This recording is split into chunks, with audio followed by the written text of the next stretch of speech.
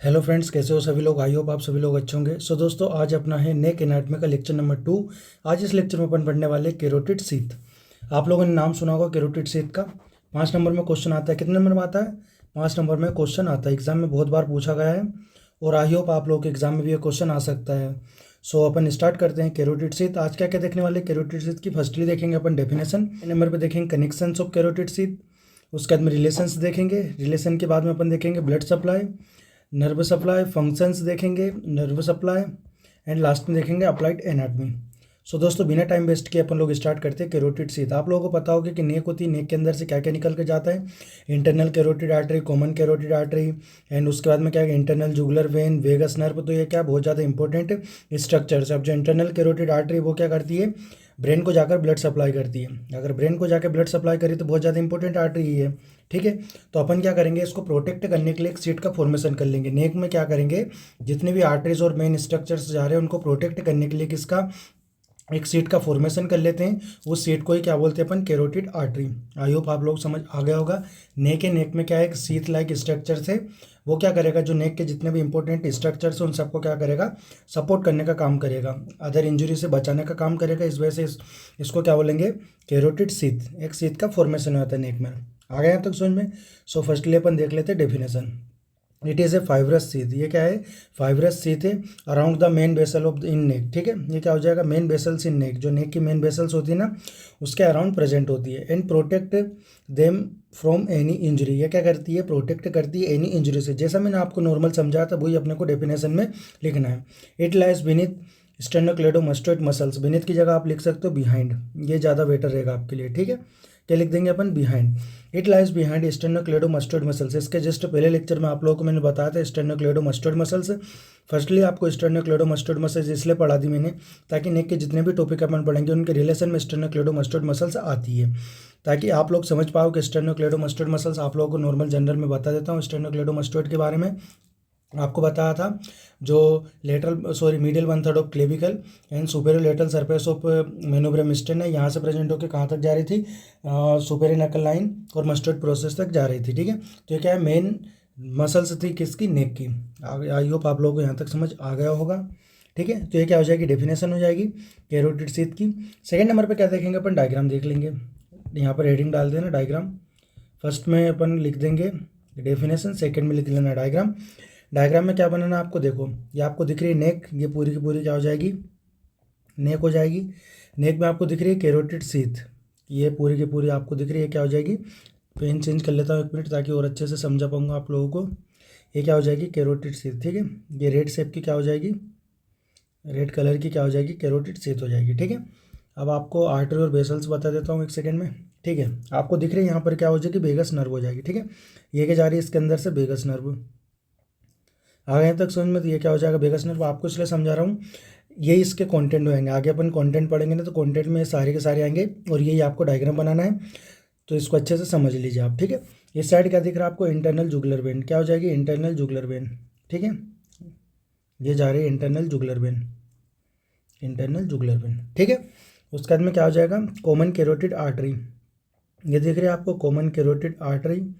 Common carotid artery क्या करेगी, 2 branches में डिवाइड हो जाएगी। एक हो जाएगी इंटरनल कैरोटिड आर्टरी, एक हो जाएगी एक्सटर्नल कैरोटिड आर्टरी। एक ये बना दो, एक साइड में बना दो, तो ये क्या हो जाएगी, इंटरनल कैरोटिड आर्टरी, एक हो जाएगी एक्सटर्नल कैरोटिड आर्टरी। ठीक है, आगे यहाँ तक समझ में। इसको क्या करेंगे, 2 पार्ट में डिवाइड कर देंगे। यहाँ पर एक ही बनी हुई है, इसको 2 पार्ट में डिवाइड कर लेना। आप लोग डायग्राम बनाओगे ना तो इसको क्या कर लेना, कॉमन कैरोटिड आर्टरी के ऊपर 2 ब्रांचेस दे देना अलग अलग टाइप की। इस प्रकार आप बना लेना। ठीक है, आपको बता देता हूँ मैं। ये क्या हो जाएगी, कॉमन कैरोटिड आर्टरी, इसकी 2 ब्रांचेस दे देना आप लोग। ठीक है, क्या क्या हो जाएगी, एक बना देना इंटरनल कैरोटिड आर्टरी, एक बना देना एक्सटर्नल कैरोटिड आर्टरी। आगे तक समझ में। तो इस प्रकार आप लोग डायग्राम के अंदर बना लेना। ठीक है, तो ये क्या हो जाएगा अपना डायग्राम, नॉर्मल डायग्राम यही बनाना आपको, इसके अलावा और कुछ नहीं बनाना है। ठीक है, कंटेंट ऑफ कैरोटिड सीथ। ठीक है, कैरोटिड सीथ के कंटेंट की बात करें तो क्या क्या देखा था अपन ने, कॉमन कैरोटिड आर्टरी देखा था, इंटरनल कैरोटिड आर्टरी, उसके बाद में इंटरनल जुगुलर वेन और वेगस नर्व। ये क्या हो जाएंगे, 4 इसके कंटेंट होंगे। ये चारों कंटेंट के ऊपर क्या करती है, कवर बनाने का काम करती है। ठीक है, कवर कर हो जाती है।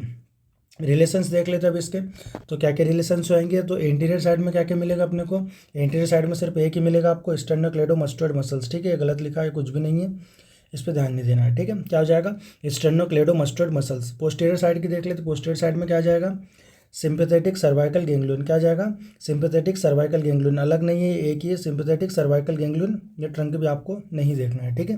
क्या आ जाएगा, सिंपैथेटिक सर्वाइकल गैंग्लियन। आगे यहाँ तक समझ में दिए क्या हो जाएंगे, इसके रिलेशंस होंगे। अब जो अपन ने कैरोटिड शीथ पढ़ी है, इसका फॉर्मेशन कौन करता है, कौन कैरोटिड शीथ को बनाती है, ठीक है। सो अपन देख लेते हैं। It is format of anterior aspect by pre tracheal fascia. क्या हो जाएगा, एंटीरियर साइड में, एंटीरियर एक्सेप्ट में कौन बनाएगा, प्री ट्रेकियल फेसिया। आगे की साइड क्या रहेगा, ट्रेकिया रहेगा, तो क्या हो जाएगा, प्री ट्रेकियल फेसिया हो जाएगा ना याद। On posterior except by pre vertebral fascia. Posterior side में कौन बनाएगा, pre vertebral fascia. Posterior side में क्या मिलती है, वर्टिब्रा मिलती है, तो क्या हो जाएगा, प्री वर्टिब्रल फेसिया। आगे यहाँ तक समझ में। अब बात कर लेते हैं ब्लड सप्लाई की, कैरोटिड शीथ के ब्लड सप्लाई देख ले। सो अपन देख लेते हैं ब्लड सप्लाई। तो ब्लड सप्लाई में क्या आ जाएगा, शीथ के बारे में नहीं देखा इन्होंने क्या किया, जो कॉमन कैरोटिड आर्टरी, इसको ब्लड सप्लाई कौन करता है, जो आर्टरी को ही ब्लड सप्लाई करेगा कौन करेगा, superior thyroid artery. Internal carotid artery कौन करेगा, thyroid branch of ophthalmic artery. Internal carotid artery कौन करेगा, मेनली क्या हो जाएगा, ascendant pharyngeal artery, facial artery, lingual artery, occipital arteries, ठीक है। एक दो के नाम याद रख लेने, इतने सारे के नाम याद करने की जरूरत नहीं है, ठीक है। वैसे तो नाम याद हो जाएंगे क्योंकि अपन नेक में भी पढ़ेंगे इनको, आपको मैंने ब्रेन में भी पढ़ाया था, स्काल्प में पढ़ाऊंगा, ठीक है, फेस में पढ़ाऊंगा आप लोगों को, तो आपको ये नाम सारे के सारे याद हो जाएंगे, ठीक है। सो मेरे हिसाब से सारे के सारे नाम आप याद कर लेना, ठीक है। क्या हो जाएगा, कॉमन कैरोटिड आर्टरी में क्या हो जाएगा, superior thyroid artery. Internal carotid artery कौन करेगा, ऑप्थेल्मिक आर्टरी, कैरोटिड ब्रांच की होती है, ठीक है। एक्सटर्नल कैरोटिड आर्टरी में क्या कौन कौन सी आर्टरी जाएगी, ascending pharyngeal artery, facial artery, lingual artery और ऑक्सीपिटल आर्टरीज, ठीक है। आगे यहाँ तक समझ में। फंक्शंस देख लेते हैं कैरोटिड शीथ के, तो क्या करेगी ये फंक्शंस में, आपको पता ही होगा, मैंने आप लोगों को स्टार्टिंग में समझा दिया था, वही आपको ये फंक्शन लिखना है, ठीक है। क्या हो जाएगा, it encloses and protect the carotid vessels and internal jugular vein और वेगस नर्व। ये क्या करेगी, इनक्लोज कर लेगी, उसके अंदर ले लेगी, मतलब उसके अंदर कवर कर लेगी और प्रोटेक्ट करने का काम करेगी। तो उसमें फर्स्ट फंक्शन, सेकंड फंक्शन देख लेते हैं अपन। It allow this structure to move together during movement of the neck, ठीक है। जो नेक के मूवमेंट होते हैं उसमें क्या करती है, अपन क्या करते हैं, नेक का मूव करते हैं, तो इसके अंदर के जितने भी स्ट्रक्चर्स हैं उनको क्या करेंगे, मूव कराने में हेल्प करेगी। आगे तक समझ में। ये हो जाएगा सेकेंड फंक्शंस। थर्ड फंक्शंस में क्या आ जाएगा, थर्ड में हो जाएगा, it prevent excessive lateral expansion of the content structure, ठीक है। जो भी लेटरल एक्सेप्शन मतलब लेटरल एक्सपेंशन, जैसे कोई सी भी आर्टरी अपनी जा रही है, वेगस नर्व जा रही है, इंटरनल जुगुलर वेन आ रही है, तो ये क्या अलग से नहीं दिखेगी अपने को, लेटरल एक्सपेंशन से इसको बचाने का काम करेगी, मतलब उसको क्या करेगी, उसके अंदर इनक्लोज कर लेगी और उसको प्रोटेक्ट करने का काम करेगी। आगे तक समझो, तो ये क्या हो जाएगा, कैरोटिड शीथ के फंक्शंस होंगे। उसका नर्व सप्लाई देख लेते हैं। नर्व सप्लाई फर्स्ट क्या आ जाएगा, वेगस नर्व, ठीक है। वेगस नर्व क्या होती है, प्रेजेंट इनसाइड द शीथ, ठीक है। कहाँ पर प्रेजेंट होती है वेगस नर्व, आप लोग बताया था, कहाँ पर प्रेजेंट होती है, इनसाइड में प्रेजेंट होती है शीथ के। Branches from cervical plexus, cervical plexus की कौन कौन सी ब्रांचेस आएगी, ठीक है। तो वो किस किस को जाके ब्लड सप्लाई करेगी, स्टेर्नोक्लेडोमास्टोइड मसल्स को और ओमोहॉइड मसल्स को, ठीक है। सुपीरियर लेरेंजियल नर्व किसको सप्लाई करेगी, इंटरनल ब्रांच होती है ये, किससे रिलेटेड रहेगी, शीथ से। आगे तक समझ में। लास्ट में देख लेते हैं अप्लाइड एनाटॉमी कैरोटिड शीथ की। In carotid artery surgery in sheath is open to isolated the vessels, ठीक है। जो कैरोटिड आर्टरी की सर्जरी होती है उसको क्या करेंगे, शीथ को ओपन कर लेंगे आइसोलेटेड करने के लिए, ठीक है, वेसल्स को आइसोलेटेड करने के लिए। उसके बाद में क्या जाएगा, स्प्रेड ऑफ इन्फेक्शन और abscess can occurs along the sheath to be mediastinum, ठीक है। क्या हो जाएगा, इन्फेक्शन कहाँ से कहाँ चल जाएगा, शीथ से कहाँ चल जाएगा, मीडिएस्टेनम में इन्फेक्शन चल जाएगा, ठीक है। तो क्या हो जाएगा, इस इन्फेक्शन स्प्रेड हो जाएगा, एक जगह से दूसरे जगह चल जाएगा, ठीक है। आगे यहाँ तक समझ में। थर्ड नंबर पे क्या आ जाएगा, in thrombosis of internal jugular vein, इसको क्या बोलेंगे, लेमिरेंस सिंड्रोम। उसके अंदर सेप्टिक एम्बोली में ओकर्स, ठीक है। इसके अंदर क्या हो सकता है, थ्रोम्बोसिस होता है, इंटरनल जुगुलर वेन के अंदर थ्रोम्बोसिस हो सकता है, ठीक है। फोर्थ नंबर पे क्या आ जाएगा, कंप्रेशन और injury to the vagus nerve, ठीक है। या तो कंप्रेशन हो जाएगा, इंजरी हो जाएगी vagus nerve within the sheath can cause of बोस क्या हॉर्स जैसी हो जाएगी। उसके अंदर क्या हो जाएगा, डिस्फेजिया हो जाएगा और लॉस ऑफ गैग रिफ्लेक्स, ठीक है। आगे तक समझ में। आई होप आप लोगों को लेक्चर समझ आ गया होगा।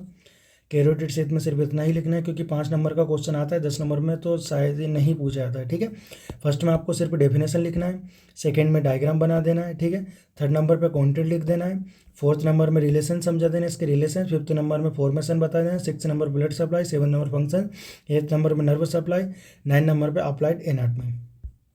इसके नेक्स्ट लेक्चर में अपन पढ़ने वाले थायराइड ग्लैंड। आई होप ये लेक्चर आप लोगों को समझ आया होगा और आप लोगों को पसंद आया होगा और आप लोगों ने नोट्स भी बना लिए होंगे। अगर आप नए हैं इस चैनल पर तो इस चैनल को सब्सक्राइब कर लीजिए। मैं आपको अपर लिम्ब पढ़ा चुका हूँ, ब्रेन भी पढ़ा चुका हूँ, अभी आपकी नेक चल रही है, नेक के बाद आपको फेस पढ़ाऊंगा, फेस के बाद आप लोगों को हेड बाकी है, अपना हेड भी पढ़ाना है और ब्रेन के 2 लेक्चर बाकी वो भी आप लोगों को पढ़ाना है। जितने भी BHMS के स्टूडेंट है, BMS के स्टूडेंट है, इस चैनल को वो भी सब्सक्राइब कर लीजिए, क्योंकि मेन लेक्चर उन्हीं के लिए है। ठीक है, ऑल द बेस्ट, अच्छे से पढ़ाई कीजिए। मिलते हैं इसी प्रकार नेक्स्ट लेक्चर में। Thank you.